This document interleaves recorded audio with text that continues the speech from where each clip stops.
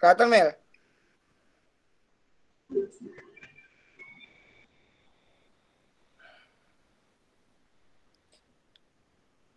Oke. Uh, Mulai bulah. Nah, jadi Ulun minta kawan-kawan ini menjadi remaja kelas 3 SMA. Aku, Mau lulus biasanya lah. Enggak, jadi aku misalnya ada pertanyaan atau apa. Jadi anggaplah Bohan kamu tuh anak-anak SMA kelas 3. semester 6 dah. Oke, Assalamualaikum warahmatullahi wabarakatuh. Waalaikumsalam warahmatullahi wabarakatuh. Selamat pagi kawan-kawan.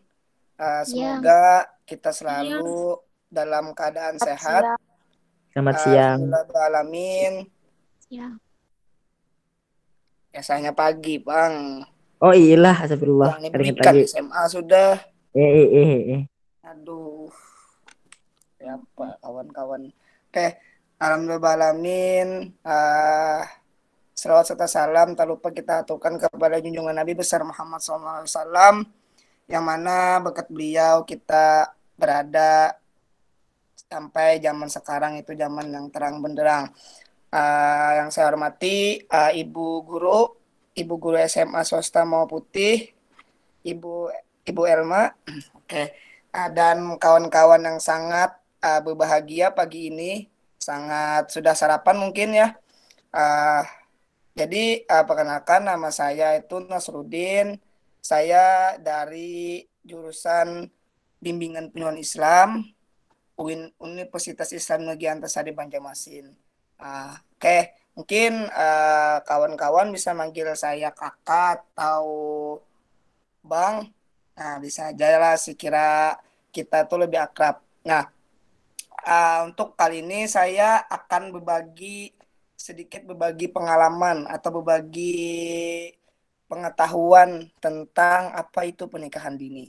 Nah, ada yang tahu sebelumnya untuk kawan-kawan di sini nih, apakah sudah tahu apa itu pernikahan dini? Ada yang tahu? Muhammad Hafiz Ansari, bila tahu silahkan buka mikrofonnya. Tahu. Ya, Pak Saudara Hafiz. Pernikahan lakas.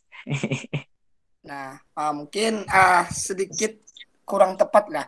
Ya, jadi pernikahan dini ini menurut Undang-Undang Republik Indonesia tahun nomor 1 tahun 1974 pasal 7 ayat 1 menyatakan bahwa pernikahan hanya diizinkan jika pihak pria sudah mencapai umur 19 tahun dan pihak wanita sudah mencapai umur 16 tahun.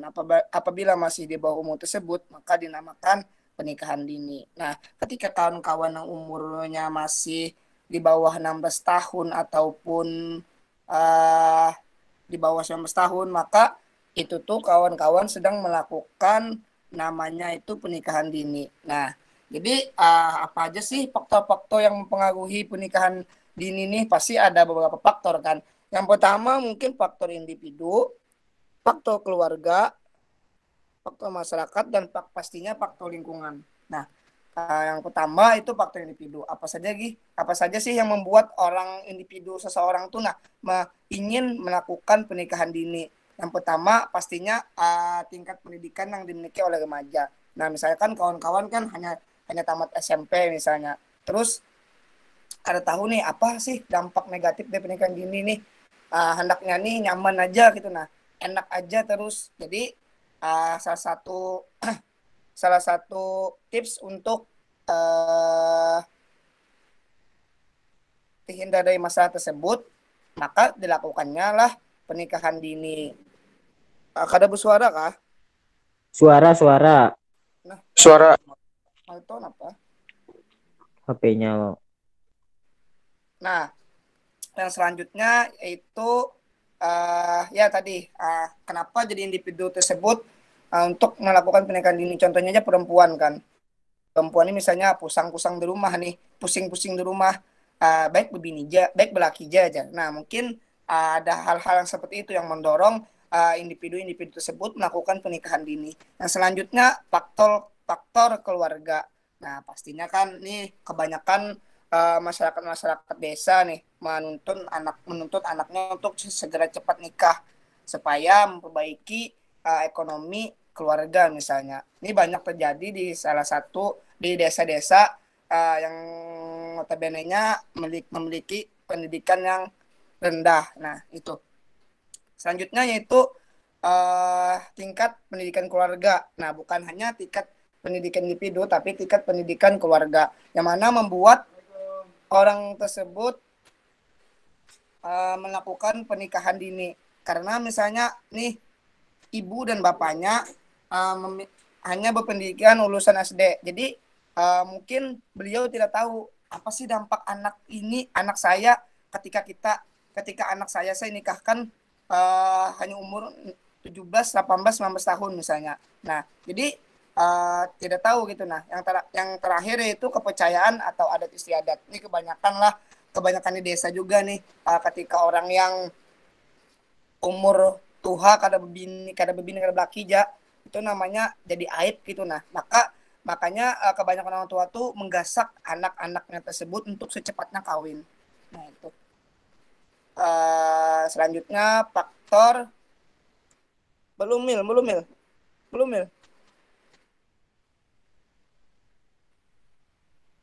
Selanjutnya yaitu faktor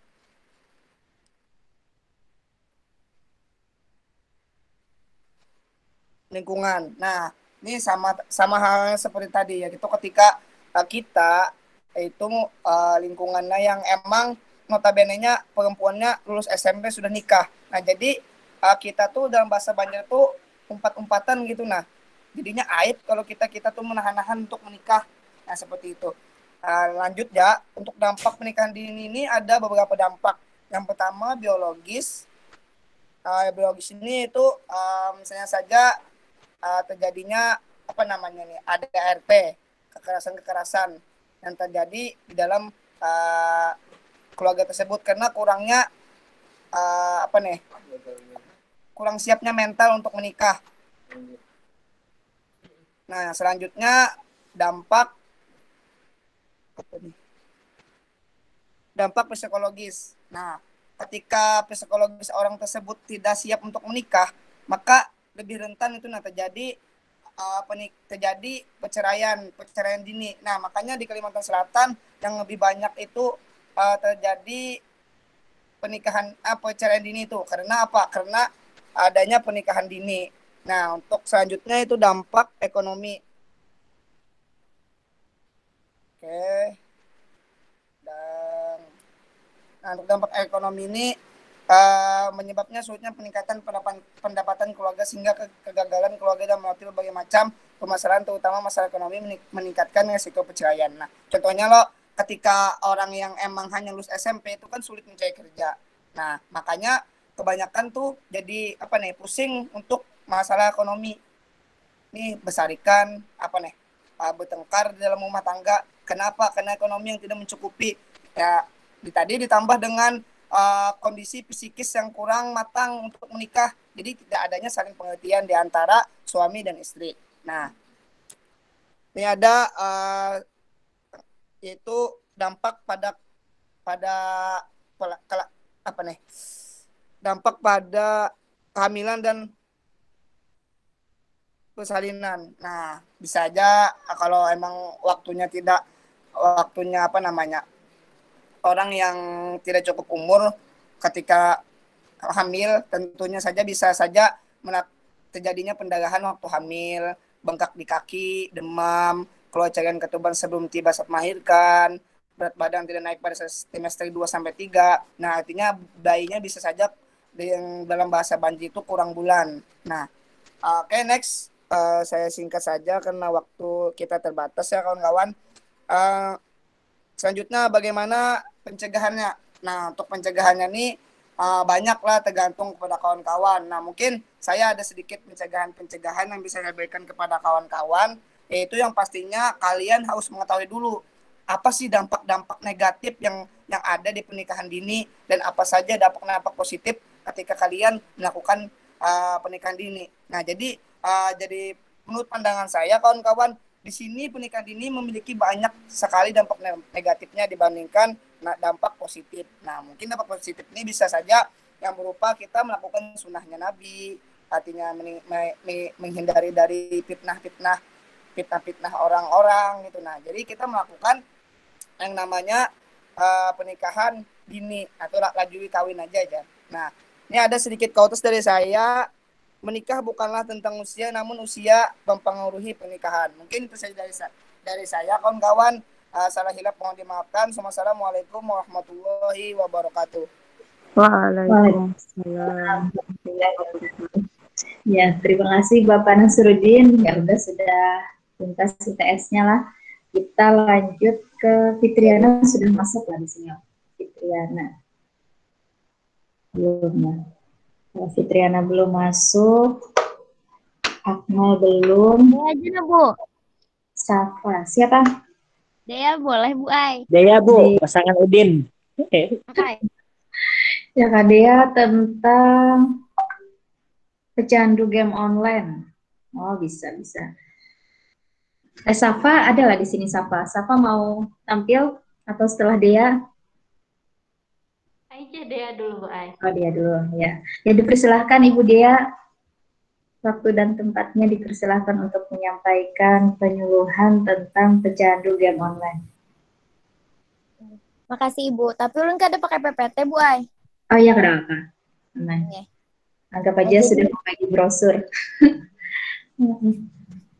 Jadi di sini teman-teman bisa sebagai anak-anak SMA. Oke. Assalamualaikum warahmatullahi wabarakatuh.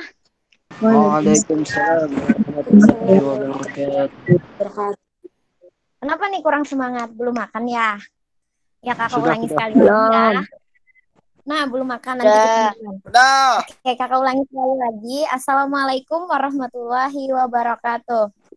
Waalaikumsalam warahmatullahi wabarakatuh. Oke, nah sebelum Kakak akan sedikit menyampaikan tentang pecandu game online. Ada pepatah mengatakan tak kenal maka tak sayang. Oke, jadi kita kenalan dulu ya. Nah, di sini nama kakak Dea Alfadila, biasanya dipanggil Dea. Nah, jadi untuk adik-adik bisa panggil kakak Dea atau Kak Dea. Oke. Untuk ibu guru, untuk ibu-ibu dan bapak-bapak Dewan Guru dari SMA Garuda, terima kasih telah mengundang kami. Dan di sini Dea dari mahasiswa UIN Antasari Banjarmasin, Fakultas Dakwah dan Ilmu Komunikasi, jurusan Bimbingan Penyuluhan Islam, akan sedikit menyampaikan tentang pecandu game online. Nah, apa sih pecandu game online itu? Nah, jadi untuk adik-adik, ada yang tahu nggak pecandu game online itu apa? Main game tagus. Apa sih pecandu game itu? Main game tagus.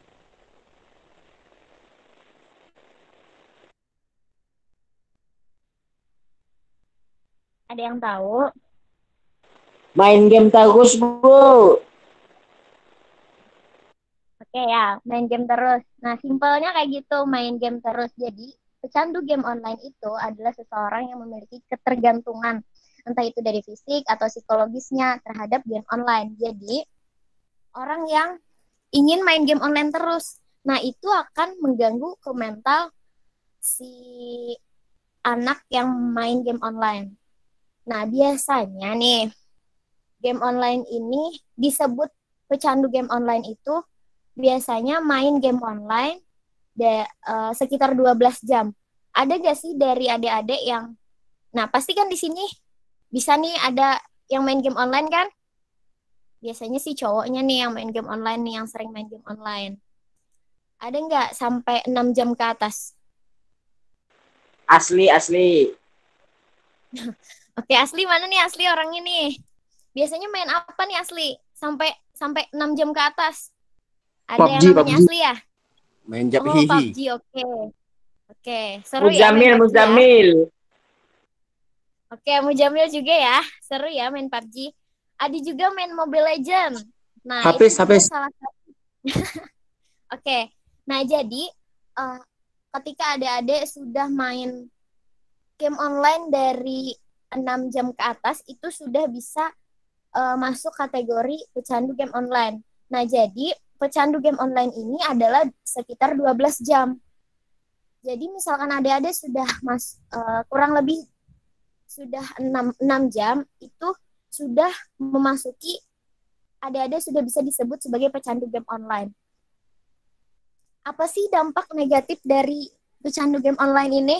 Nah, ini ada beberapa dampak yang akan kakak kasih tahu sedikit.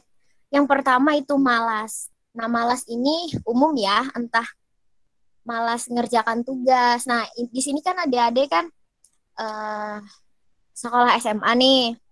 Nah, pasti biasanya itu ada tugas, entah itu tugas pribadi, entah tugas kelompok, PR dari ibu gurunya kan.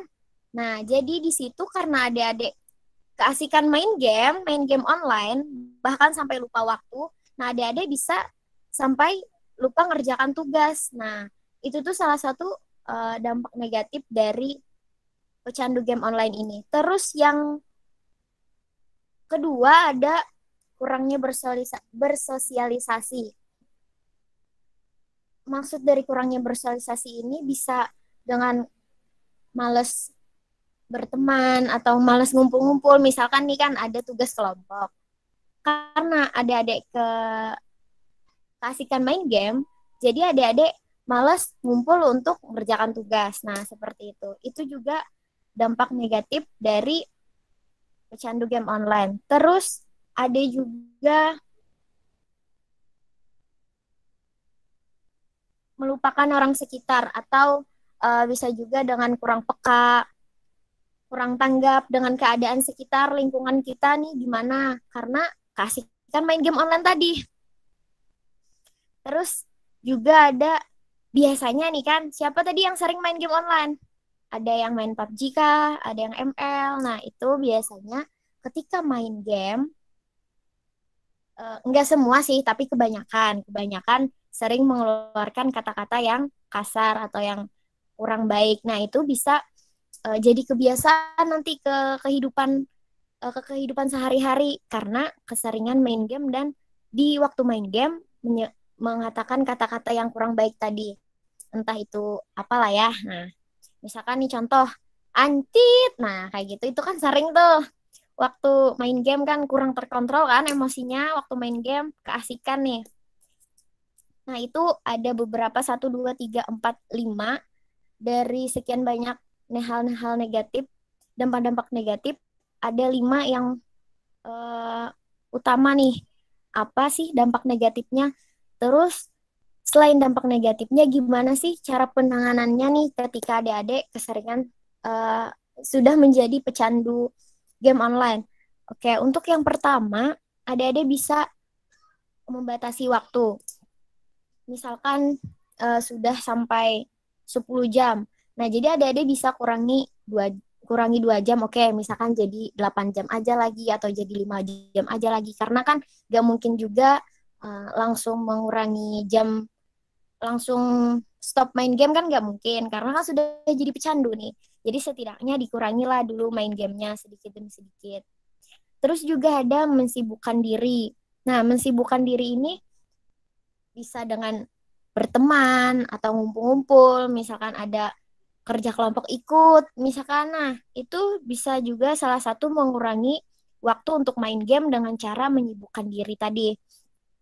Terus bersosialisasi, entah itu dengan teman-teman atau dengan keluarga atau quality time dengan keluarga. Nah, itu bisa mengurangi waktu untuk main game online. Terus juga melakukan bakat atau mencari bakat kita nih apa sih atau hobi apa sih. Nah, misalkan ada yang hobi main bulu tangkis. Nah, bisa lakukan hobi main bulu tangkis agar waktu main game bisa berkurang dengan melakukan hobi-hobinya kayak gitu. Terus ada juga dengan membantu keluarga nih misalkan. Sama dengan bersosialisasi, mengumpul dengan keluarga, quality time dengan keluarga, lebih banyak waktu dengan orang sekitar daripada dengan game online. Dengan lebih banyak waktu dengan dunia nyata daripada dunia maya. Kan online, game online kan dunia dunia maya lah ya.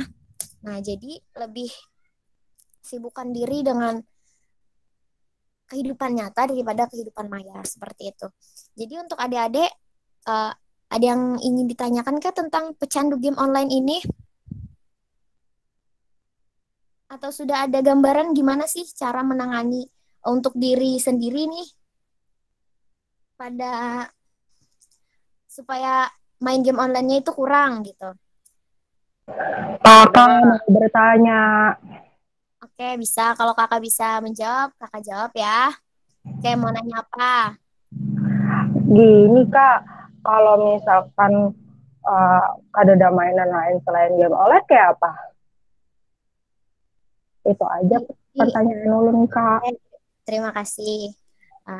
Di rumah ada punya adik, atau misalkan nih ada punya teman, nah kita bisa main sama teman. Atau misalkan nih adik-adik kan sekolah nih kan, kemungkinan ada tugas atau misalkan tugas kelompok atau tugas pribadi. Nah, bisa dengan cara itu mengurangi waktu main game online. Oke, masih main game karena kan kondisinya adik sudah ketergantungan, sudah menjadi pecandu game online. Setidaknya dikurangi dulu. Misalkan waktunya biasanya main game dari zuhur sampai asar. Nah, jadi dikurangi 2 jam aja lagi main gamenya kayak gitu. Jadi sisanya ngerjakan tugas atau sisanya sukanya hobi apa, misalkan main bulu tangkis tadi ya main bulu tangkis, atau suka bersepeda ya goes lah kemana gitu. Nah, setidaknya kurangi berapa jam ada biasanya main game, dikurangi dengan hal-hal yang lain kayak gitu, entah berteman atau ngerjakan tugas atau masak-masak bisa. Kalau ceweknya nih kan ada yang pecandu game juga, nah bisa dengan searching YouTube belajar masak. Nah, itu kan lebih hal positif tuh. Nah, seperti itu. Oke, bisa dipahami Adek Fitriana? Insya Allah bisa Kak. Semoga ulun kada lagi main game banyak-banyak. Amin. Bisa diterima terus. Iya, amin. Dikurangi aja dulu ya, dikurangi. Enggak Kak. Tadi sudah semuanya ngerti?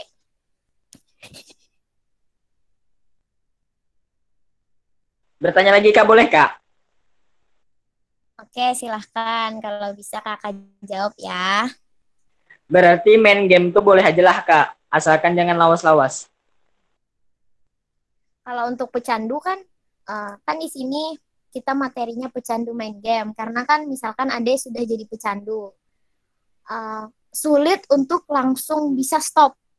Nah, jadi setidaknya dikurangilah dulu. Nah, dikurangi dulu. Kalau untuk refreshing ya sebenarnya nggak apa-apa aja main game, tapi jangan sampai menimbulkan hal negatif tadi. Nah, kan sudah kakak jelaskan kan tadi ada jadi malas, kurangnya peka akan lingkungan, terus juga kurangnya bersosialisasi, terus juga bisa mengeluarkan kata-kata yang kurang enak. Nah, itu bisa berpengaruh ke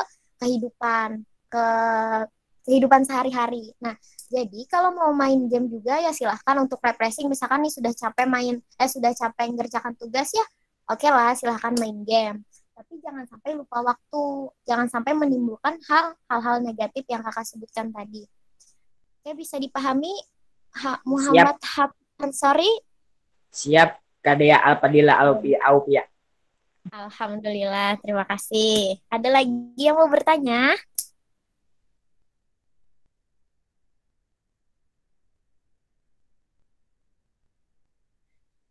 Oke, semoga bisa dipahami ya materi dari kakak, sosialisasi dari kakak tadi, walaupun sedikit, semoga bermanfaat. Oke, terima kasih kepada adik-adik waktunya, dan terima kasih kepada Ibu Erma yang sudah memberikan amanah ini kepada saya dan kepada kami. Kiranya cukup sampai di sini, Bu. Semoga ada waktu lagi kita bisa ketemu lagi ya, Dek. Sekian dan terima kasih. Wassalamualaikum warahmatullahi wabarakatuh. Waalaikumsalam. Waalaikumsalam warahmatullahi wabarakatuh. Oh, terima kasih. Ya, kita lanjut ke Ibu Safa selanjutnya lah. Ibu Safa tentang pecandu atau sakau. Ya, silakan Ibu Safa.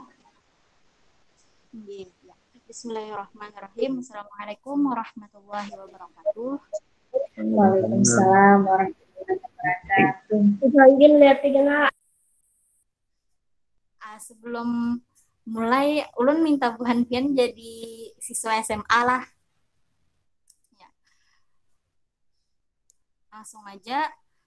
Perkenalkan di sini nama saya Safa Haja Marwa dari mahasiswa UIN Antasari, Banjarmasin, jurusan Bimbingan dan Penyuluhan Islam.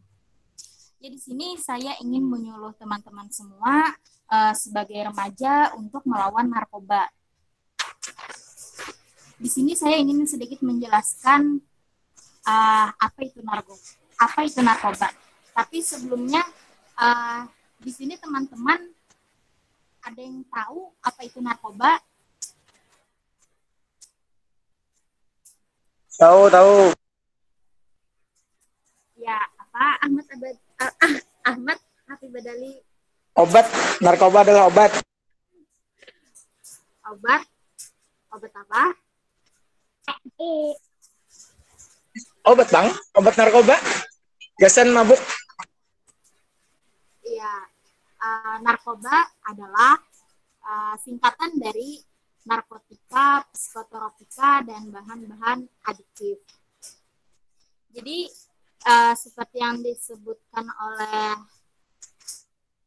teman kita Ahmad Hafid Badali tadi, narkoba yaitu obat yang menyebabkan seseorang ketergantungan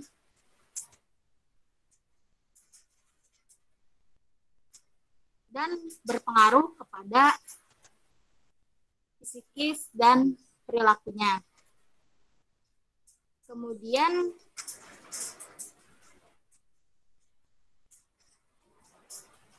apa-apa saja atau faktor-faktor apa saja yang menyebabkan remaja mudah terjerat narkoba. Yang pertama ialah faktor lingkungan. Misalkan ada seseorang yang hidup dalam lingkungan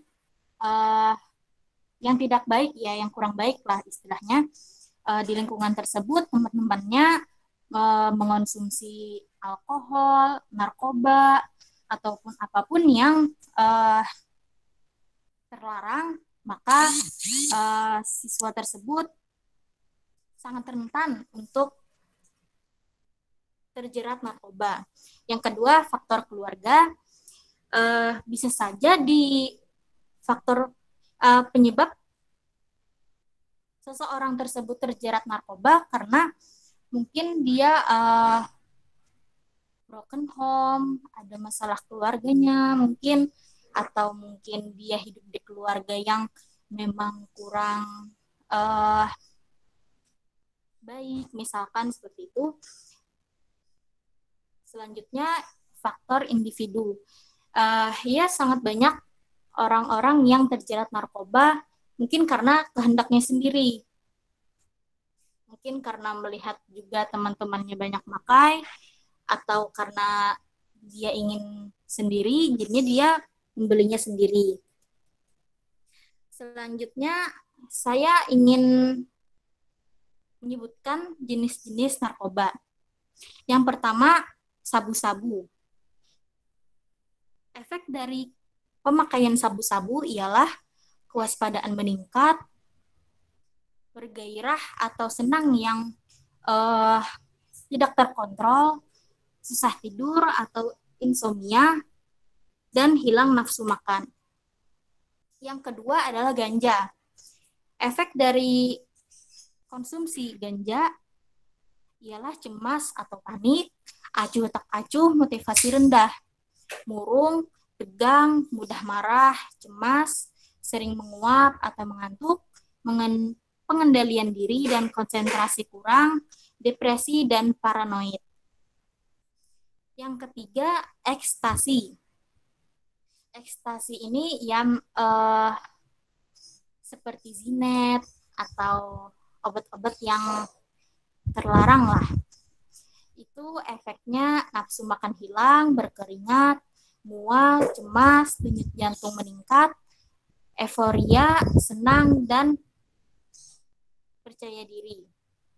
Ya, banyak artis-artis kan yang mengonsumsi obat-obat terlarang ini untuk meningkatkan kepercayaan dirinya, untuk meningkatkan semangat. Padahal kan itu sangat besar efek sampingnya yang negatif pada diri mereka. Kemudian heroin atau putau. Heroin ini biasanya suntik-suntik lah yang disuntikkan ke darah. Efeknya hilang rasa sakit, mual, muntah, pusing, menurunkan gairah seksual, dan mandul. Selanjutnya magic mushroom. Efek samping pemakaiannya senyum dan tak bisa terkontrol, halusinasi pendengaran, bicara tak tentu arah, lemas, dan tak mau makan. Selanjutnya inhalan. Inhalan ini termasuk Lemfox yang biasanya kadang kita melihat ada di pinggir jalan, anak-anak, entah orang dewasa yang menghisap Lemfox. Itu efeknya pusing dan gemetar, kerusakan otak, hati dan ginjal, mimisan, kram, nyeri dan batuk parah, kehilangan kendali tubuh, kehilangan ingatan, sulit belajar dan melihat sesuatu secara jelas. Nah, selanjutnya saya ingin menjelaskan apa sih ciri-ciri pecandu narkoba. Di sini saya menyebutkan istilahnya 4 ONG, 4 atau 4 ONG, yaitu 4 ONG. Yang pertama, nodong, nyolong, bengong, bohong. Selanjutnya, bagaimana sih mengendalikan penyalahgunaan narkoba? Yaitu, maksud saya, bagaimana sih cara mengenali orang-orang yang telah kecanduan narkoba?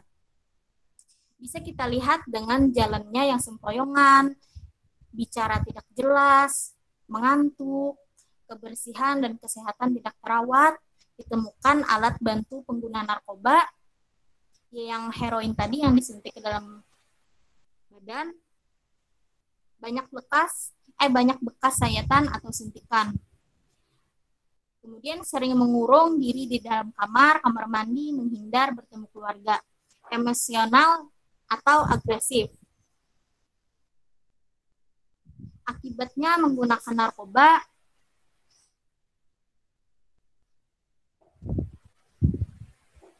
overdosis, sakau, dapat menimbulkan penyakit gangguan jiwa, TBC, hepatitis, bahkan AIDS atau HIV.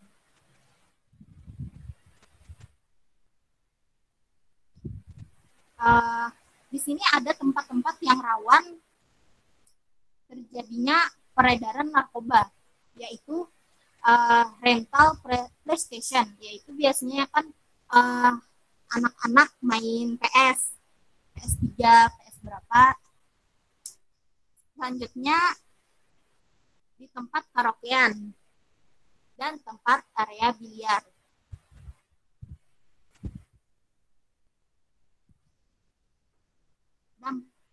Dampak kita mengonsumsi bahaya narkoba ini sangat berdampak pada lingkungan kita sekitar, termasuk pribadi yang memakai. keluarga, masyarakat, bahkan bangsa dan negara.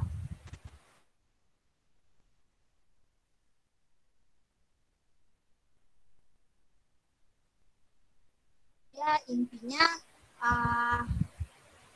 teman-teman masih remaja, masih panjang masa depannya, jauhilah narkoba dan banyakilah kegiatan yang bermanfaat, berteman dengan yang baik, maka insya Allah akan mendapatkan generasi yang baik pula. Ya, sekian yang dapat saya sampaikan tentang penjauhan narkoba. Wassalamualaikum warahmatullahi wabarakatuh. Waalaikumsalam. Waalaikumsalam warahmatullahi wabarakatuh. Terima kasih Bu Safa. Ya, jadi Safa kedengaran lah suara Ibu lah. Ini kedengaran Bu. Oh, iya. Ini sudah Bu. Jadi Safa ini kalau sasaran yang disuruh itu kan kalau dalam list lah pecandu atau sakau. Nah, tapi tadi kalau Ibu lihat dari awal sampai akhir memang melakukan penyuluhan, sasarannya itu remaja. Makanya tadi di awal pengantarnya untuk remaja, tapi penyuluhan narkoba jadinya lah. Nah, berarti untuk list yang kemarin otomatis masuk di remaja Safa lah, sesuai dengan penyuluhan yang dilakukan hari ini. Karena kalau pecandu atau sakau ini kan akmal nantilah. Jadi kalau sasaran kita itu para pecandu atau sakau, berarti kan penyuluhan kita perubahan perilaku kan targetnya agar mereka tidak pecandu lagi. Nah, boleh jadi kan ada dalil di sana lah. Kemudian aktivitas konseling boleh jadi dilakukan ya seperti itu ya Safa ya. Berarti masuk di remaja. Objek sasarannya. Ya kedengeran lah Safa.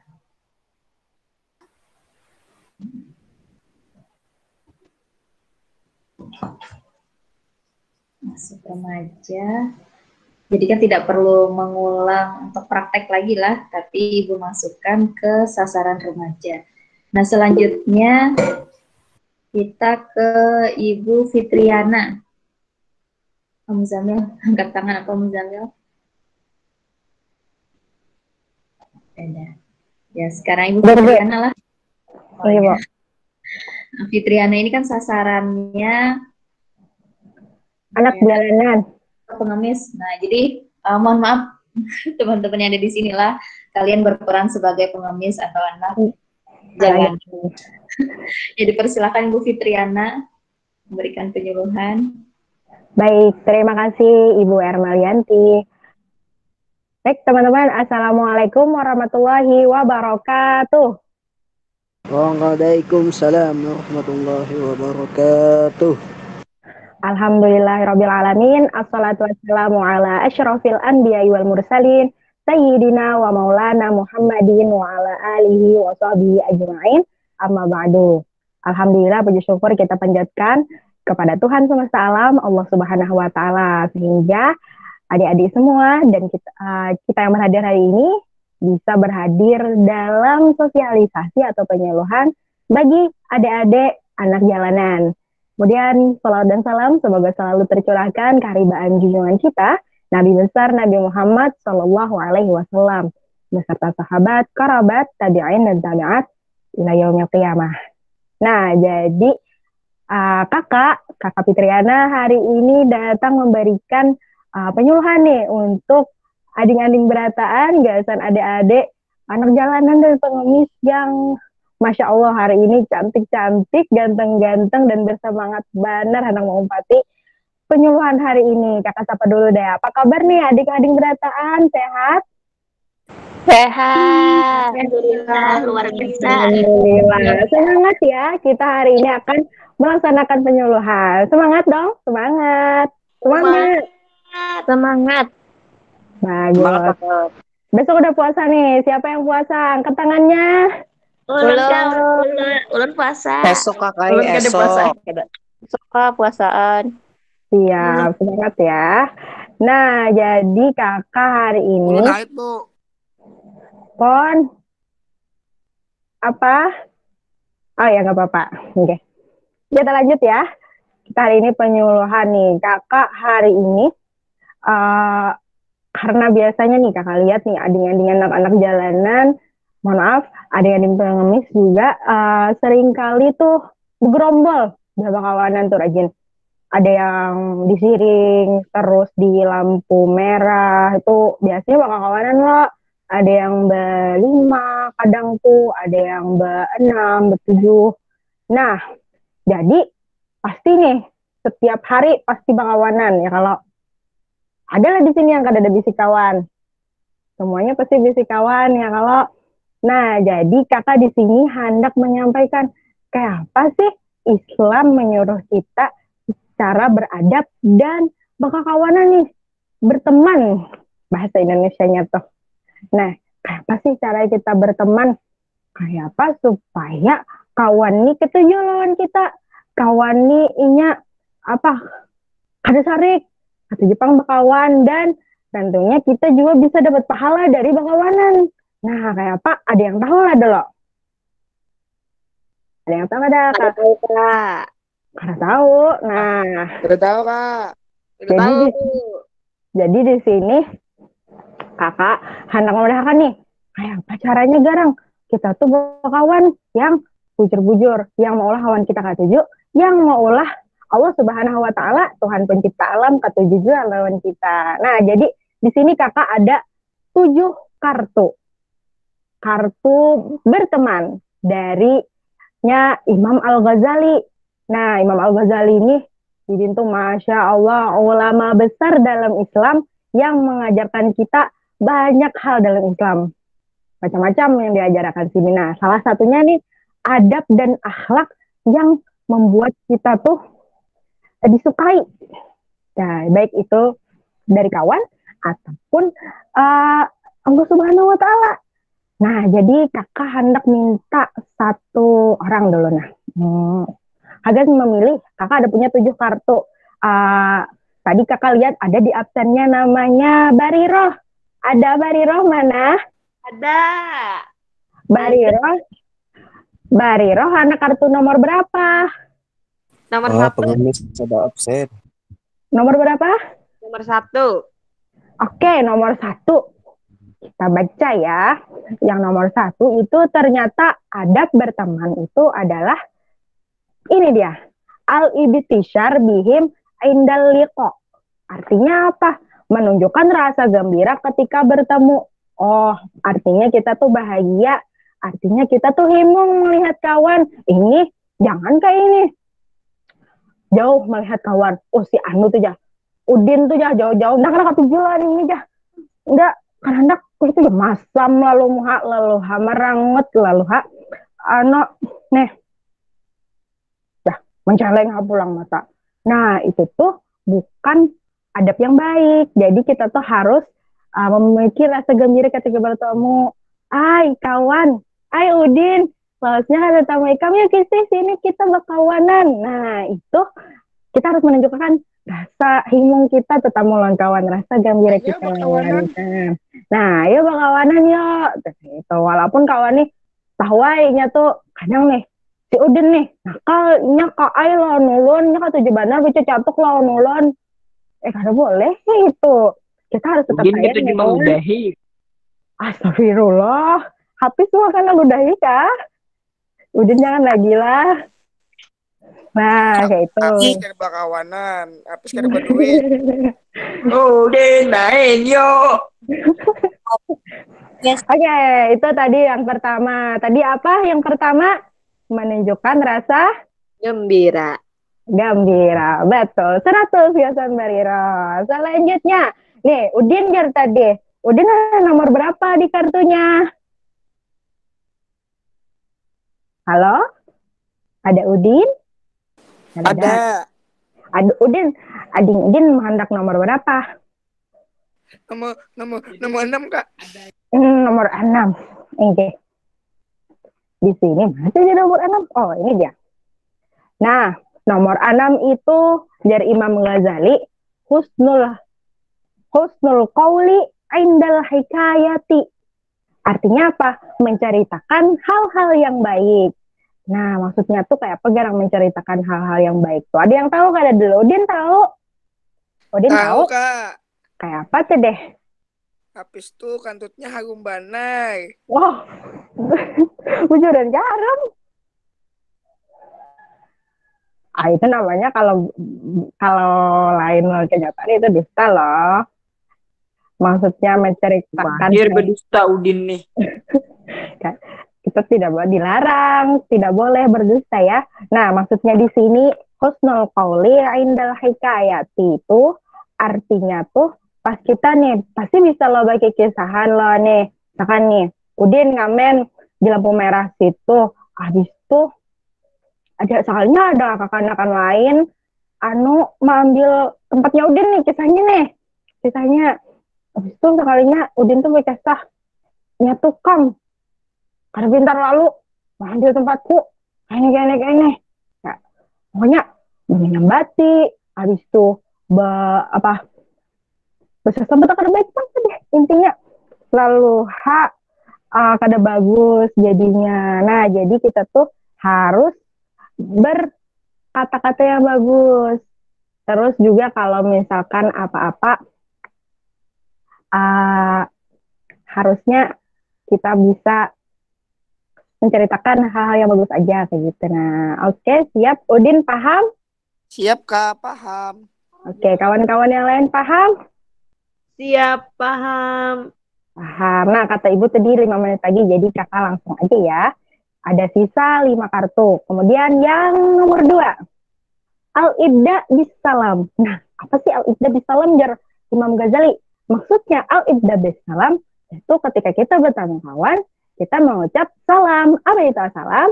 Assalamualaikum warahmatullahi wabarakatuh. Nah, nah, menjawabnya hukumnya apa? Ada yang tahu? Wajib. Nah, jadi ada kawan, misalkan ada kawan Assalamualaikum ya kawan. Jadi kita menjawab Salam. Waalaikumsalam warahmatullahi wabarakatuh. Nah, begitu ya. Kemudian yang nomor 2 ada tarkul jawab indal inqida'il khitab wan nida diahibbil asma. Maksudnya apa? Nah, jadi kita tuh kada boleh memotong pembicaraan. Kawan ini berkesah tadi aku kan anu Jar, benar ada orang di masjid situ aja.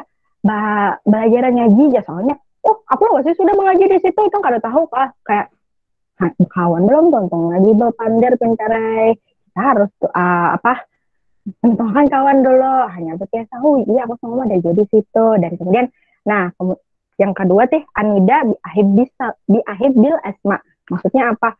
Bila kawan nih kan setiap orang punya nama ya kalau misalkan Nasrudin panggil Nasrudin suka dipanggil Udin. Udah kita panggil Udin. Jangan dipanggil ini tuh Enyok. Nah, Enyok dah. Mau Udin kada katujuh kada boleh kita manggil kayak itu, oke? Nah, selanjutnya ada al-ibsat indal kalam. Artinya apa? Kita tuh harus memperhatikan saat kawan berbicara. Kawan berkesah didengarkan dulu bujur-bujur, baru nanti kalau misalkan ada anak bupandar juga sama tadi, tenangkan dulu kawan bupandar, hanya kita pulang memperhatikan bujur-bujur. Kemudian at-tasyi' indal qiyam. Pas misalkan kawan hendak bulik, kita pamit, kita antarkan, misalkan kawan datang ke rumah, kita antarkan. Kalau misalkan anak bulik sampai kamu lawang, bulik kita lagi nikah, kamu keluar ke bujur nikah, nah itu kada boleh. Belajar Imam Al-Ghazali. Kemudian al-mu'annisah wat tausi'ah indal julus. Artinya apa? Kita tuh harus bersikap ramah dan lapang dada ketika duduk bersama. Artinya apa? Bila ada kawan hanyar, bawa sini dudukan yuk, kawanan yuk. Habis itu lapang dada ketika duduk bersama. Artinya apa? Tidak boleh hati itu hendak makasih aja atau hendak menyambati aja lawan kawan tuh. Hati itu rasa tujuh koloninya tidak boleh. Kita harus bersikap baik kepada kawan-kawan. Kemudian yang terakhir nih, wa takruhul mujadalah fil maqal. Artinya apa? Kada boleh mendebat ketika sedang berbicara. Kembali lagi tadi kita kada boleh nih kawan disalahkan terus panderannya. Padahal ini bujur aja, itu salah tuh. Itu kan udah kayak itu tuh aja. Padahal bujur aja kawan ini tuh. Jadi kita harus menghargai juga pendapat kawan. Aku ada tuh juga apa jadi ikamnya aja. Ikam nih kada keren pang jar. Nah, itu tidak boleh ya. Jadi ada 7 nih tadi. Adab berteman, adab berteman jasan kawan-kawan anak jalanan. Tadi menunjukkan rasa kegembiraan, kemudian mendahului dengan salam, bersikap ramah, berlapang dada, dan ketika duduk bersama, kemudian turut melepas saat teman berdiri, mau pulang, memperhatikan saat teman berbicara, tidak mendebat ketika sedang berbicara, menceritakan hal-hal yang baik, tidak motong pembicaraan, dan memanggil dengan nama-nama yang disenangi. Nah, itu aja dulu dari kakak. Karena keterbatasan waktu, kami minta maaf. Semoga adik-adik di sini bisa mengamalkan ya. Semoga jadi anak yang soleh dan soleha, masuk surga bighairi hisab. Amin. Terima kasih. Lahir mohon maaf. Wabillahi taufiq wal hidayah. Wassalamualaikum warahmatullahi wabarakatuh. Waalaikumsalam.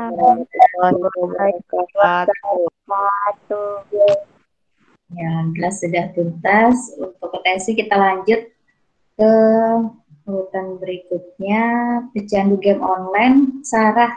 Nah, Ibu Sarah, Siti Sarah, berartilah. Ini Bu. Silahkan. Baik, di sini sasarannya itu pecandu game online. Jadi rentang umurnya mulai dari umur 10 tahun hingga 18 tahun. Yang saya suluh ceritanya di warung internet, di warnet ya. Oke. Bismillahirrahmanirrahim. Assalamualaikum warahmatullahi wabarakatuh.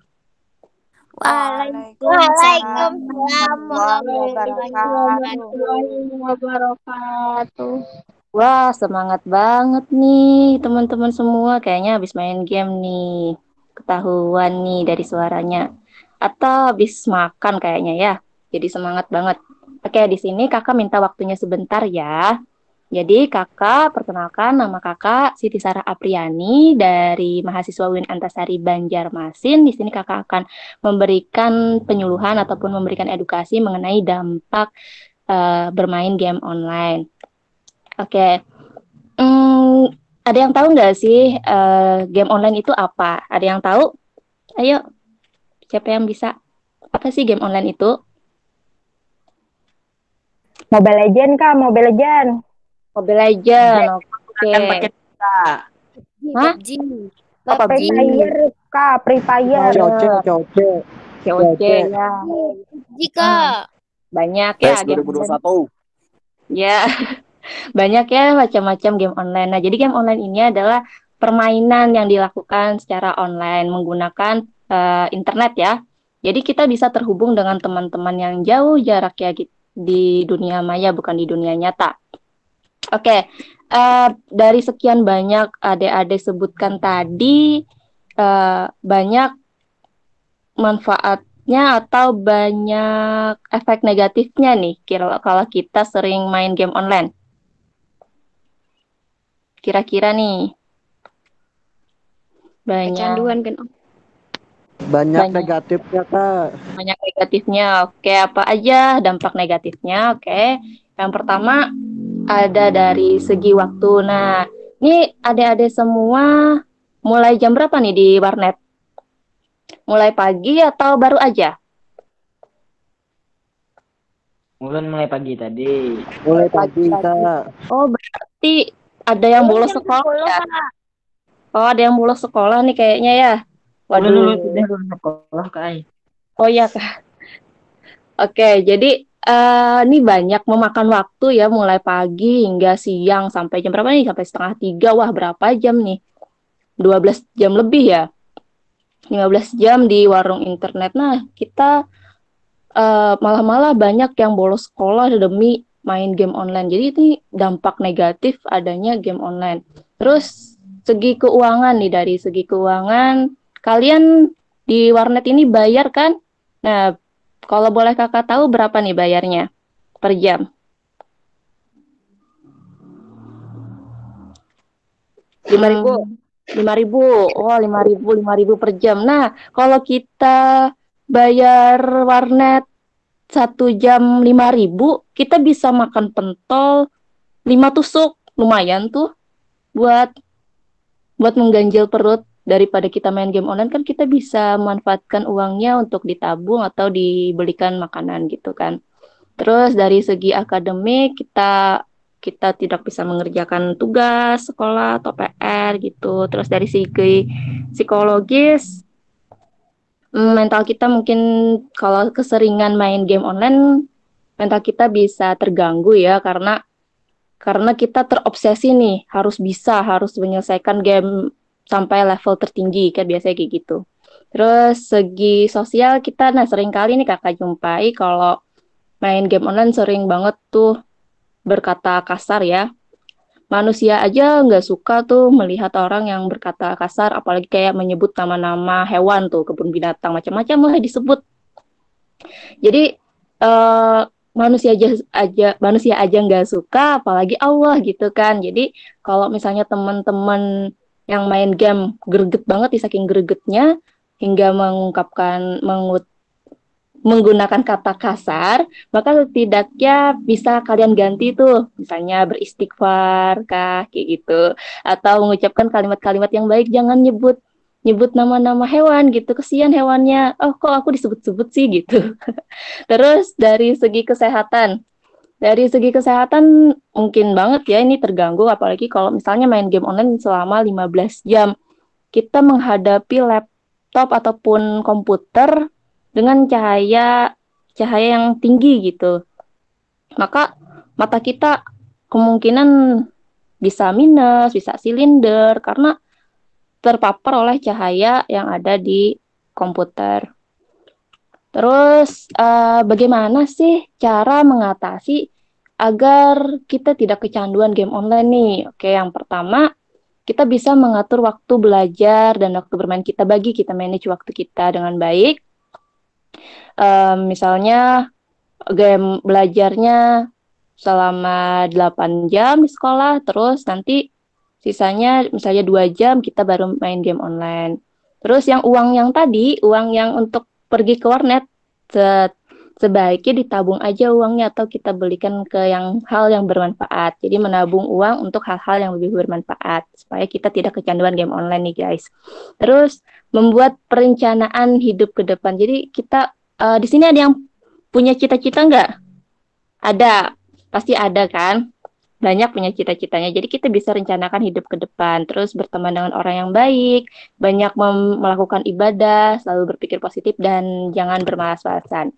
Nah, ini berhubung waktunya tinggal 5 menit lagi, dampak sebenarnya kalau misalnya kita main game online tapi dibatasi cuman misalnya 2 jam aja atau 3 jam aja, gak terlalu banyak, maka akan ada dampak positifnya, yaitu apa? Yang pertama, kan biasanya di game online tuh ada kayak bahasa Inggris. Nah, kita bisa tuh secara tidak langsung, secara otodidak, kita bisa belajar bahasa Inggris. Terus, kalau di game online, apalagi kayak Minecraft atau COC, itu biasanya kita bisa melatih logika kita ya. Bagaimana mengatur strategi supaya kita bisa menang gitu. Terus, kita bisa stimulasi otak, bisa berimajinasi. Nah, banyak kok game-game online yang membangun ataupun membuat kita bisa belajar. Banyak misalnya kayak game-game yang bermanfaat lah. Jadi pilihlah game-game yang bisa membangun kita supaya belajar ke arah yang lebih baik gitu. Mungkin ini saja yang dapat kakak sampaikan. Salah hilaf mohon dimaafkan. Wassalamualaikum warahmatullahi wabarakatuh. Waalaikumsalam warahmatullahi wabarakatuh. Ya, terima kasih Ibu Sarah sudah menyampaikan penyuluhan. Nah, kita lanjut ke Ibu Nisfa. Nispa Sonia adalah Nispa. Ada Bu, ada. Nah, ini tentang sasarannya ini LGBT lah. LGBT. Nah, individual atau umum aja? Umum aja Bu. Umum aja lah. Berarti yang peserta yang ada di sini lah, mereka yang dalam tanda kutip lah. Ya. Silahkan Ibu Nispa memberikan penyuluhan kepada pasien kita di sini, dipersilahkan. Oke. Assalamualaikum warahmatullahi wabarakatuh. Waalaikumsalam warahmatullahi wabarakatuh. Pertama-tama saya mengucapkan terima kasih kepada teman-teman yang dapat berhadir di acara kita pada hari ini. Jadi judul acara kita atau acara penyuluhan kita pada hari ini adalah faktor dan dampak dari LGBT. Nah, sebelumnya perkenalkan dulu, nama saya Nispa Sonia. Sebelum kita mulai, lebih baik kita berbincang-bincang sebentar. Bagaimana kabar teman-teman pada hari ini? Alhamdulillah baik. Alhamdulillah baik. Oke, sudahkah teman-teman merasa bahagia pada hari ini? Bahagia. Datanya Alhamdulillah belum. Saya harap sudah merasa bahagia semua ya, karena pada dasarnya bahagia itu hak milik kita semua. Oke, langsung saja. Yang pertama yang akan kita bahas yaitu apa sih itu LGBT. Nah, teman-teman semua pada tahu nggak apa sih itu LGBT? Ada yang tahu? Let's be gay. Apa yo? Ini lagi nah. Transgender, biseksual. Apalagi Biseksual and transgender. Oke, nah ya betul. Jadi LGBT itu singkatan dari lesbian, gay, biseksual, transgender, atau transseksual. Nah, yang pertama yang akan kita bahas lesbian. Pasti teman-teman tahu kan di sini apa itu lesbian.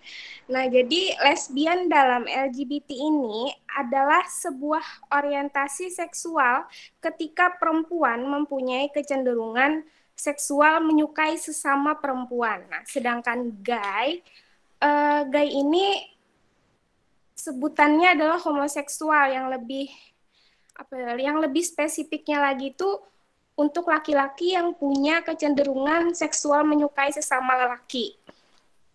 Terus ada biseksual. Nah, teman-teman tahu nggak apa sih itu biseksual? Tidak tahu. Teman-teman yang lain? Apa tadi? Biseksual. Suka dua-duanya, suka laki-laki, suka perempuan. Iya, betul sekali. Jadi biseksual itu sebutan untuk seseorang yang dapat tertarik kepada laki-laki maupun perempuan. Terus ada tuh namanya transgender dan transseksual. Nah, transgender dan transseksual ini memiliki perbedaan pengertian. Ada yang tahu nggak perbedaan dari transgender dan transseksual ini apa? Transgender tuh inya merasa kalau dirinya inya binian tapi merasa lakian, bencong gitu. Oke, terus transseksual? Kada tahu Kak. Oke, jadi sebenarnya transgender itu adalah seseorang yang melakukan operasi penggantian kelamin, yang lebih cocoknya itu tuh disebut transseksual, bukan transgender kan. Mungkin orang banyak yang keliru mengartikan transgender dan transseksual. Sebenarnya kalau seseorang yang mengubah kelamin itu sebenarnya bukan transgender, melainkan transseksual. Sedangkan transgender itu lebih merujuk pada orang-orang yang identitas gendernya berbeda dengan organ kelamin yang mereka dapatkan saat lahir. Terus ada beberapa faktor yang mempengaruhi LGBT ini. Yang pertama itu ada faktor lingkungan, faktor keluarga ya yang pertama. Yang pertama ada faktor keluarga. Jadi Pendidikan yang diberikan oleh orang tua kepada anaknya memiliki peranan yang sangat penting pastinya bagi para anak untuk lebih cenderung menjadi manusia atau hidup normal ya, bukan menjadi seorang yang LGBT. Ketika seseorang anak mendapatkan perlakuan yang kasar atau perlakuan yang tidak baik, pada akhirnya itu bisa membuat kondisi anak itu menjadi cenderung memilih LGBT sebagai pilihan hidup. Apalagi kan kalau seorang anak perempuan itu mendapat perlakuan kasar dari ayahnya atau saudara laki-lakinya, maka akibat dari trauma yang didapat oleh anak perempuan itu bisa memiliki sifat atau sikap benci terhadap semua laki-laki dan sebaliknya yang gay gitu loh. Terus ada faktor lingkungan dan pergaulan. Nah, dari segi faktor lingkungan dan pergaulan ini, kebiasaan seseorang dalam bergaul itu menjadi faktor penyebab yang paling dominan terhadap keputusan seseorang untuk menjadi LGBT lah. Masuknya budaya-budaya dari luar negeri itu bisa saja menjadi salah satu penyebab seseorang untuk mengikuti orang menjadi LGBT. Terus ada juga tuh dari segi faktor genetik. Nah, faktor genetik ini juga termasuk salah satu pendorong terjadinya homoseksual atau lesbian atau perilaku seks yang lainnya gitu, yang dianggap sangat menyimpang, bisa berasal dalam tubuh seseorang LGBT itu sendiri, atau sifatnya bisa turun-temurun dari anggota keluarga sebelumnya. Terus, jadi sebelum kita bicara dampak LGBT, saya mau tahu dulu nih kepada teman-teman yang LGBT lah ya sebutannya, mohon maaf. Gimana sih perasaan kalian saat tahu kalau kalian itu seorang LGBT? Sedih. Terus? Merasa terkucilkan. Terus merasa apa lagi nih? Nggak pernah merasa, Kak. Merasa terhina. Wis, apalagi nih? Banyak yang merendahkan. Nikmat. Menyembati. Lah. Oke, jadi ada nih beberapa dampak LGBT yang teman-teman perlu tahu. Kalau dari segi psikologinya, seseorang yang dikategorikan LGBT itu bisa memiliki kepercayaan bahwa dirinya bukanlah seseorang laki-laki ataupun perempuan yang sejati gitu. Terus kalau dari segi biopsikologi atau dari kesehatan ya, kalau dari biopsikologi atau dari segi kesehatannya, pastinya dampak LGBT itu sangat buruk bagi kesehatan. Contohnya akan mudah terserang penyakit seperti HIV atau AIDS, terus mudah terserang penyakit kelamin berbahaya seperti penyakit sipilis, gonore. Nah, gonore ini kencing nanah ya, dan herpes genital. Nah, jadi ada nggak yang mau ditanyain teman-teman nih?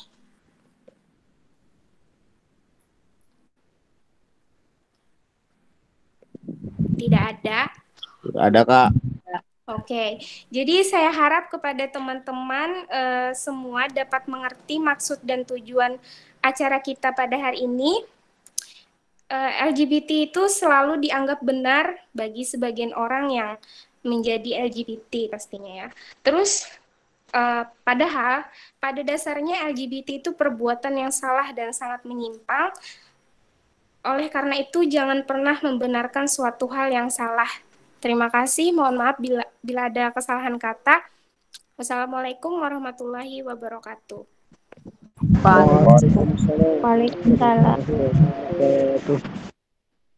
Ya, terima kasih Ibu Nisfa. Jadi memang kalau sasaran kita itu LGBT, kemudian PSK juga nantilah, ini memang kita berhadapan dengan pelakunya. Nah, jadi nanti untuk yang selanjutnya otomatis kan memang materi berkenaan dengan apa itu LGBT itu tidak terlalu banyak, tapi lebih bagaimana sembuhnya atau perilaku apa yang diinginkan untuk sasaran kita ini kan sudah mengindap. Nah, mengindap. Jadi bagaimana sasarannya. Nah, itulah secara umum. Selanjutnya, biar ada kesempatan untuk yang sebelum tampil tentang LGBT dan PSK, Ibu menawarkan di sini ada Bariroh dengan Akikoh. Nah, kalau ada lagi Bariroh. Nah, ya. Silakan Bariroh. Bariroh ini. Bismillahirrahmanirrahim. Iya. Ya. Assalamualaikum warahmatullahi wabarakatuh. Waalaikumsalam warahmatullahi wabarakatuh. Sebelumnya tuh di sini sasaran ulun tuh usia yang berusia sekolah SMP lah anggapannya. Jadi di sini nih ulun hanya memberikan motivasi aja bagi mereka yang anak broken home itu, karena bagi ulun mereka itu yang cocok untuk mereka itu ialah motivasi seperti itu. Jadi langsung saja ya. Halo adik-adik. Halo kakak.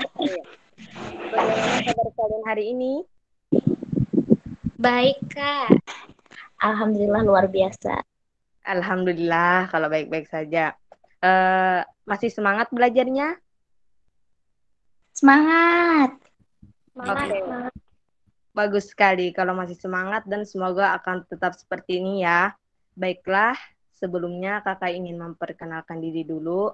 Perkenalkan, nama kakak Badiroh. Di sini kakak mau ngasih tahu trik agar kita tetap semangat belajar walau kita dalam masalah. Mau tahu nggak nih kira-kira apa aja? Halo? Halo, oke. Yang pertama yaitu tentunya semangat dan jangan menyerah. Di sini kita diharuskan untuk tetap bersemangat, apalagi di usia kalian ini semuanya masih berstatus anak sekolah. Mungkin nantinya masih banyak yang ingin dikejar, baik berupa cita-cita, impian, serta keinginan kaliannya untuk sukses. Maka dari itu kunci untuk semua ini adalah tetap semangat dan kuncinya jangan menyerah. Jadi dua-dua ini saling berkaitan. Harus semangat dalam hal belajar, menuntut ilmu, dan lain sebagainya. Kemudian yang kedua di sini itu berpikir baik. Mengapa kita diharuskan untuk berpikir baik? Karena berpikir baik di sini adalah pilihan terbaik untuk semua kita di sini lakukan. Ada yang tahu nggak nih contoh dari berpikir baik gimana? Harus bahagia terus kakak. Mantap. Yang lain? Berpikir positif. Mantap sekali, ajib. Jadi dari pengalaman kakak di sini, cara berpikir baiknya yaitu benar tadi kata Sapira, kata Hanifah juga benar, yaitu berpikir positif. Hindari pikiran yang negatif. Misalkan saja nih kalian melihat sesuatu yang aneh di hadapan kalian, maka kalian jangan mengira ataupun berpersepsi langsung negatif. Kalian harus lebih banyak yaitu berhusnudzon. Karenanya husnudzon ini juga diwajibkan ya bagi kita agar kiranya kita tidak berpikir yang tidak kepada apa yang kita lihat ataupun apa yang kita rasakan. Kemudian selanjutnya yaitu bersyukur. Mengapa harus bersyukur? Karena kita ambil contoh di luar sana ya, mohon maaf sebelumnya jika berbicara seperti ini. Di luar sana mungkin masih banyak orang yang hidupnya tidak seperti kita hari ini. Kita hari ini mungkin bisa bersekolah atau bisa tidur dengan enak. Nah, di luar sana mungkin masih banyak anak-anak atau seusia kalian ini yang masih bekerja sendirian, mungkin diamnya tidak kekaruan, dan mungkin juga tidak bersekolah sama sekali. Jadi ketika kita melihat dari sudut pandang di sana, alangkah baiknya kita semua ini bisa mensyukuri apa yang sudah terjadi di diri kita, walaupun meskipun hidup yang kita jalani sekarang ini tidak sesuai dengan apa yang kita inginkan, seperti itu. Kemudian yang terakhir, jadilah pribadi yang aktif atau suka dalam berteman. Maksud di sini yaitu jangan menutup diri ataupun suka sendirian. Di luar sana atau di lingkungan kita semua ini masih banyak orang-orang yang bisa kita jadikan sebagai sahabat atau teman kita untuk bercerita, misalkan kita memiliki problem masalah itu di dalam kehidupan kita sehari-hari. Maka dari itu untuk memotivasi kita agar tetap semangat dalam belajar, kita juga perlu pangkuan dari kawan. Misalkan nih ada kawan-kawan di sini memiliki sahabat atau teman yang dia cerdas misalkan, nah itu lebih baik itu berteman dengannya, mungkin saja kita terdorong atau termotivasi untuk sama seperti mereka seperti itu. Sampai di sini, apakah ada pertanyaan dari kawan-kawan di sini? Halo. Bertanya Kak. Silahkan. Nah, tadi maksud dari berpikir positif tuh kayak apa Kak contohnya? Nah, contohnya misalkan seperti ini. Kita ambil contoh ya, misalkan di hadapan kita ada sesuatu yang nantinya, misalkan nih ada perbuatan-perbuatan yang aneh, atau kita merasa nih, misalkan teman kita aja ya, kita ambil contoh, teman kita ini berbicara berdua, mungkin kita merasa, mungkin dia membicarakan kita diam-diam atau seperti apa, seperti itu, misalkan pandangan yang kita lihat, tapi mungkin aslinya dia tidak membicarakan kita seperti itu. Nah, alangkah baiknya kita berpikir yang baik saja, mungkin dia menanyakan sesuatu apa kepada temannya, walaupun melalui hal-hal yang seperti itu tadi, yang pikiran kita yang menjadi tidak baik seperti itu. Ada lagi? Apakah bisa dipahami? Paham, Kak. Yang lainnya apakah ingin bertanya? Insya Allah paham, Kak. Oh, oke. Mungkin sampai di sini saja ya apa yang Kakak sampaikan. Semoga apa yang Kakak sampaikan ini nantinya bisa membuat adik-adik atau kalian semua ini bisa termotivasi dan tambah semangat dalam belajarnya. Saya Kakak akhiri dengan Assalamualaikum warahmatullahi wabarakatuh. Waalaikumsalam. Ya, terima kasih Barura. Selanjutnya Akiko, ada Akiko? Hadir, Bu. Nah, Akiko mau menyampaikan sekarang? Sudah pian jebuai. Ya, nah ya berarti bisa menyampaikanlah kemarin Akiko tentang sasarannya lah, anak jalanan atau pengemis. Nah, sasarannya. Ya, silahkan dimulai. Baiklah, langsung saja. Assalamualaikum warahmatullahi wabarakatuh. Waalaikumsalam warahmatullahi wabarakatuh.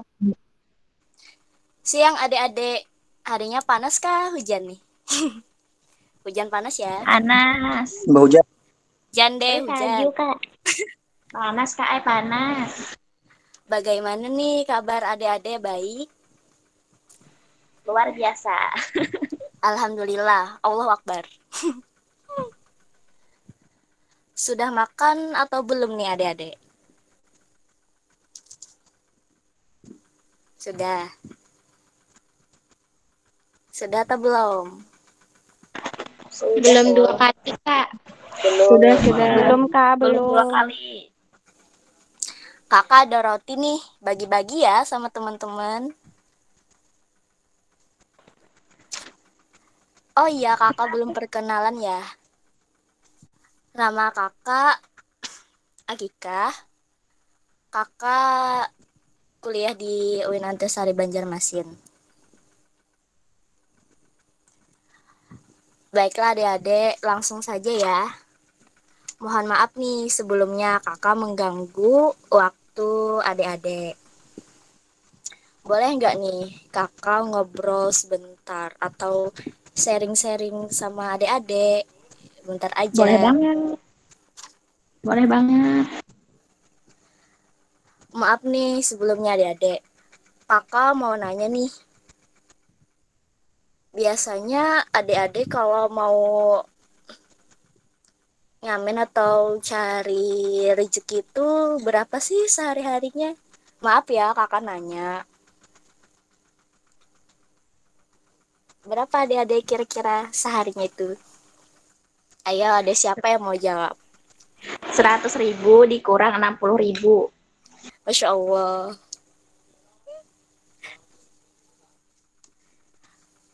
Sebenarnya ya adik-adik, nggak apa-apa nih kalau misalnya kan kita dapetin penghasilan itu nggak terlalu banyak ataupun sedikit. Ya nggak apa-apa, disyukuri aja adik-adik.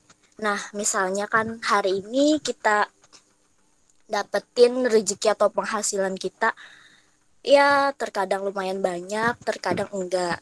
Yang pastinya kan kalau banyak itu pasti seneng banget kan. Betul nggak adik-adik? Benar, bujur Kak. Tambah semangat juga kan cari rezekinya. Nah, kalau misalnya besok nih, adik-adik kan ngamen lagi misalnya. Adik-adik tuh dapetin rezeki itu lebih sedikit daripada sebelumnya. Nah, adik-adik tuh nggak usah ngeluh, nggak usah, ya nikmatin aja prosesnya gitu. Terus tuh ingat aja bahwa apa yang kita miliki itu tetap kita syukuri. Karena dengan kita bersyukur, rasa nikmat kita itu akan bertambah dan jauh akan lebih berkah gitu hidupnya.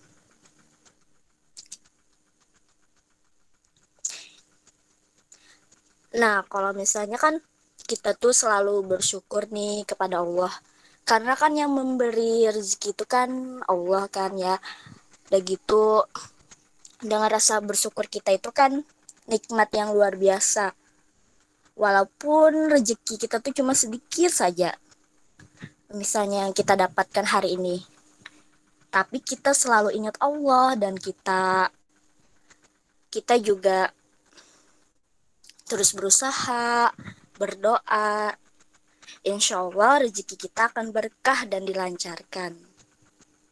Pasti juga dimudahkan oleh Allah Subhanahu wa Ta'ala.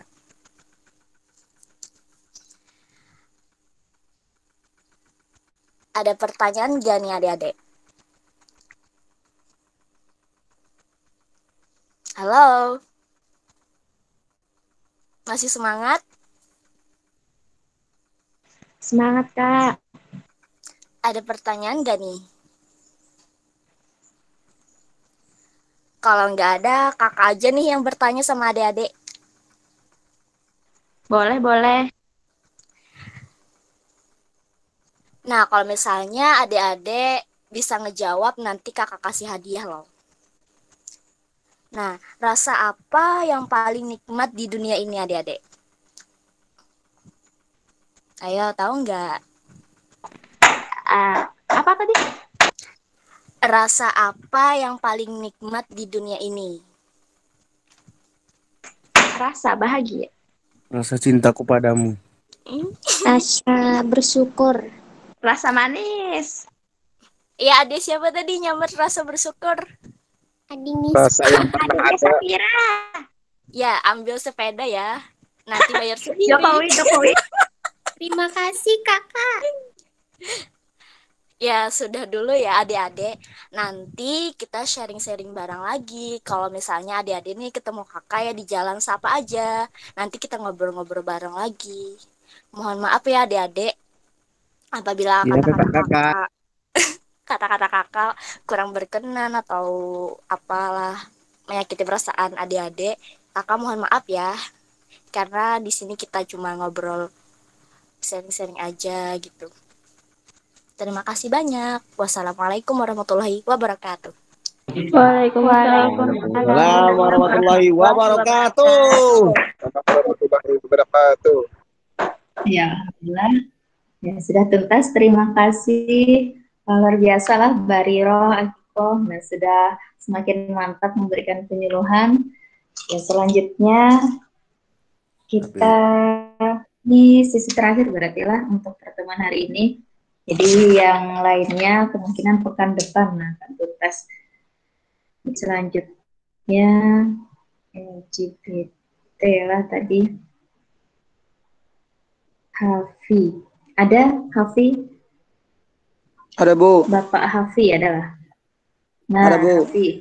Sasarannya di hadapan ini kan pasien yang mengidap, kalau laki-laki berarti gay, perempuan lesbi, ada yang transgender lah, biseksual. Nah, ini mau secara umum kah penyuluhannya mereka diundang atau mau personal dengan pelaku gay misalnya atau lesbi? Secara umum aja, Bu, LGBT. Secara umum berarti yang dihadapkan, ini perlu dipahami lah, yang di hadapan kita ini mereka mengidap LGBT. Nah, otomatis materi tentang LGBT ini jangan terlalu banyak lah, kan kita nih yang orientasi seksual kita yang keliru. Nah, akhirnya kan kita sudah paham apa itu. Nah, berarti kan lebih ke arah perubahan tingkah lakunya lah. Nah, ya silahkan Ya, Bu. Bapak Hafi dipersilahkan memberikan penyuluhan waktu dan tempatnya. Baik, bismillahirrahmanirrahim.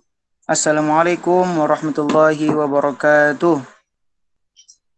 Waalaikumsalam. Apa kabar adik-adik semua? Semoga selalu dapat limpahan dan rahmatnya Allah Subhanahu wa taala. Ada adik semua pada makan atau belum? Beluman. Nah, kalau yang belum makan, silakan makan terlebih dahulu karena besok kita sudah memasuki bulan puasa. Nah, maka tidak dapat lagi untuk nyemil, makan dan lainnya. Nah, baiklah, di sini langsung saja kakak memperkenalkan diri kakak. Nama kakak Ahmad Habib Badali dari mahasiswa UIN Antasari Banjarmasin, Fakultas Dakwah dan Ilmu Komunikasi, jurusan Bimbingan Penyuluhan Islam. Di sini kakak akan memberikan suatu pengarahan atau penyuluhan tentang LGBT. Nah, tadi sudah diberikan penyuluhan terlebih dahulu oleh materi sebelumnya tentang apa itu LGBT. Nah, jadi di sini kakak akan sedikit menjelaskan LGBT dan cara untuk mengatasi dan memotivasi bagi orang yang menjadi pecandu LGBT. Nah, jadi di sini adik-adik tadi kan sudah mengetahui apa itu LGBT. Boleh kakak minta satu orang untuk memberikan penjelasan terlebih dahulu tentang LGBT? Silakan. Yo, apakah yang mau? Atau di sini kakak tunjuk ya? Ini kami yang penyuluhan, kakak. Kenapa? Ini kakak yang penyuluhan atau kami? Ya, di sini kakak kan tadi sebenarnya sudah diberikan pengarahan tentang LGBT. Nah, di sini supaya ilmunya bermakna, apakah itu ilmunya masuk kepada adik-adik atau tidak. Nah, jadi kakak mau bertanya terlebih dahulu kepada adik-adik, apakah adik-adik sudah mengetahui tentang apa itu LGBT. Tadi kan sudah diberikan materi oleh Nispa Sonia. Nah, kalau tidak tahu, di sini kakak akan memberikan penjelasan terhadap kepada tentang LGBT tersebut. LGBT atau JLBT adalah akronim atau singkatan dari lesbian, gay, biseksual, dan transgender. Nah, jadi di sini LGBT adalah singkatan atau kepanjangan dari lesbian, gay, biseksual, dan transgender. Istilah ini digunakan semenjak tahun 1990-an dan menggantikan frasa komunitas gay karena istilah ini lebih mewakili kelompok-kelompok yang disebutkan. Nah, jadi di sini kakak mungkin kalian sudah mengetahui apa itu LGBT. Nah, di sini kakak akan memberikan sedikit motivasi bagi pecandu-pecandu LGBT. Nah, jadi di sini para psikolog memberikan motivasi kepada pengguna LGBT. Ada hal lain yang bisa dilakukan seseorang agar bisa sembuh dari penyakit lesbian, gay, biseksual, dan transgender. Nah, para psikolog memberikan motivasi kepada para pengguna atau pecandu LGBT. Hal tersebut bisa dilakukan dari diri sendiri melalui spiritual. Nah, spiritual penting kalau dia mempunyai hubungan kuat dengan Allah Subhanahu wa taala. Maksudnya di sini karena kita memiliki Allah Subhanahu wa taala, kita berserah diri, mempasrahkan diri, sadar jika kita mengakui bahwa LGBT tersebut adalah perbuatan yang menyimpang. Sepahaman kakak, pasti bisa sembuh. Nah, kenapa? Karena kita mempunyai spiritual. Spiritual itu adalah hubungan kita kepada Robnya. Kalau kita mempunyai Tuhan, maka kita akan memasrahkan diri kita kepada Allah Subhanahu wa taala. Meskipun begitu, ibadah tak menjamin seorang bisa jauh dari LGBT.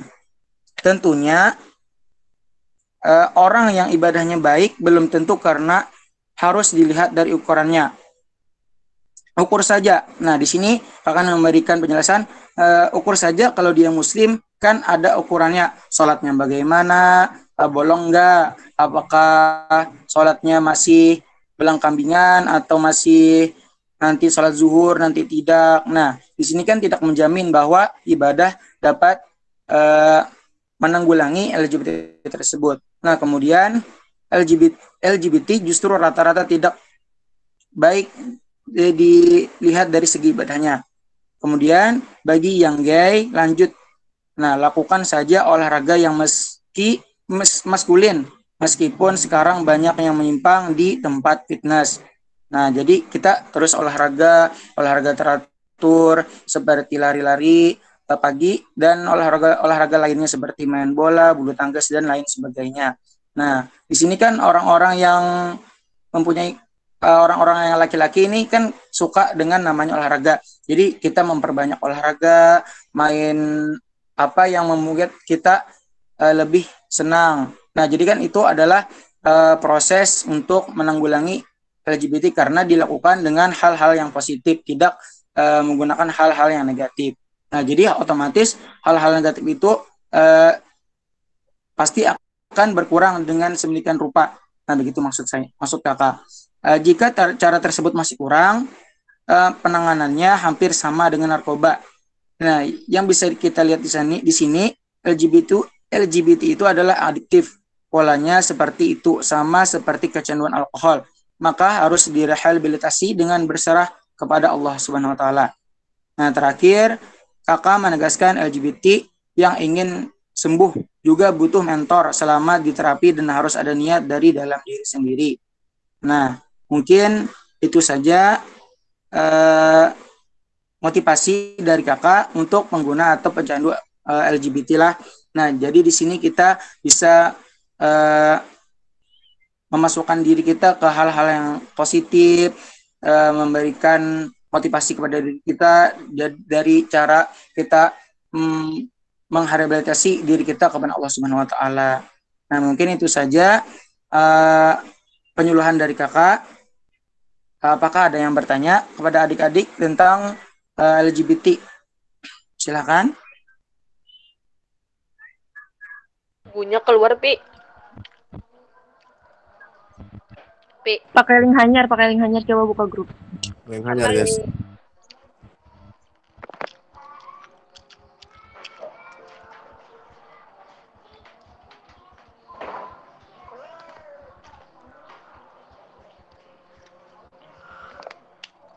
Keluaran gini.